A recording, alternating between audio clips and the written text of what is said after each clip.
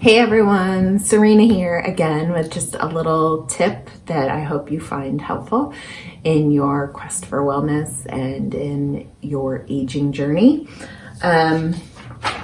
Something that I have thought a lot about when doing these videos is the fact that a lot of these kind of little bits of information might be new to you, or they might be something that you've thought about in the past but never really tried to do something about. And so it might be helpful for you to set some goals around these types of activities. It would be really important and really helpful for you to be able to jot it down and have a goal to work towards. One of the really important things to think about when doing any sort of goal setting is that it be specific. So it's something very tangible that you can literally put a check mark by when you are done with it. So something like taking a walk around the block 2 times in the week. And that's something that's very specific. If you go all the way around the block and you do it once, you get 1 check mark. If you do it a second time, you get 2 check marks, and then you've made it, you've accomplished your goal for the week. Any sort of goal you make for yourself, it's so important to take off the teeny tiniest little bite, just like a little nibble of a goal, because you want to have success. You want to push yourself to try something new, or to maybe to do something more regularly than you had in the past. But you don't want to push yourself so far that it's not attainable. It's not something that's realistic for you. So you want to take off just a tiny bite of whatever that thing is that you want to work toward. And you can have a bigger goal for the future that you would like to work toward, but breaking it down into teeny tiny manageable bits is going to help you get there more successfully, easier than if you just tried to go all out at once. So one of the things that I created, and I will show it on the screen as well, is this just one thing goal setting sheet.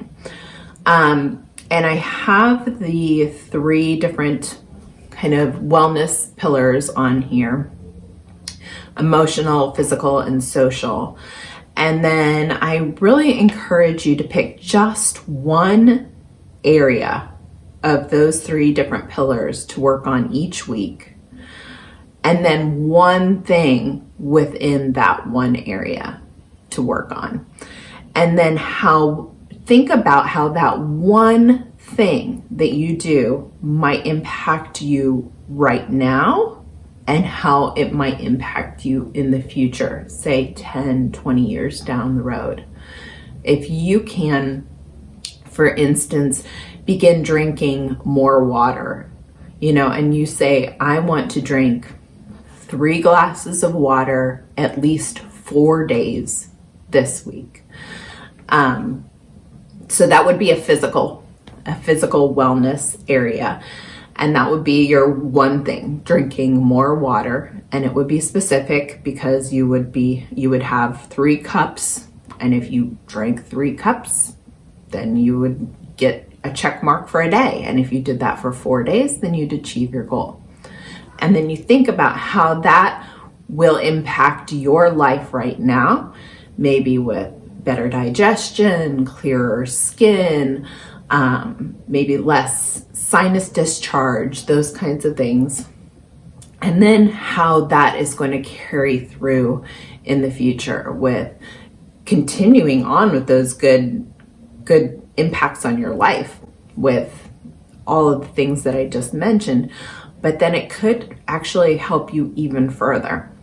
Okay, because it's kind of like that cumulative effect. You do a little bit now and it continues to build. It's like a snowball rolling down a hill, and it just picks up momentum and it keeps going and getting bigger and bigger and better and better. So I will link to this in the description of this video. I did want to talk a little bit about the emotional and the physical and social pillars just real quick.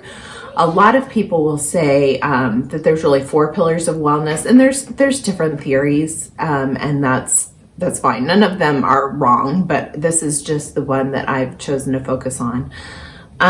Specifically thinking of the emotional, kind of bridging both mental and emotional.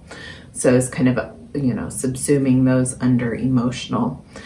And I put them in these kind of little hexagram shapes. And in the center of the hexagram, and I'll zoom in on the screen on this, you'll see that it's basically a diamond shape where there is some sort of overlap between the 3 different pillars. But the one area where all 3 pillars overlap creates a triangle. And a triangle is the strongest shape. So if you think about what you would want to build your foundation of wellness on, you may want to incorporate some sort of triangular feature in there because it is such a strong shape, and I want you to have a strong wellness foundation. So it was really intentional to think of it as being those 3 pillars and where they join being a 3-sided figure, because it's really being able to build and grow in each of those 3 areas is going to give you just such a well-rounded and balanced wellness right now and in the future for your aging. So just one thing, I would encourage you to check it out, and I would love to hear what you think about it. It might kind of push you outside of your comfort zone, and that's okay too. Your goal for this week could be to fill out your just one thing sheet, and that's fine too, because I want you to have success, because success breeds success, and the more success you have, the more well you will be, and the healthier you will be, and hopefully the better your aging process will be.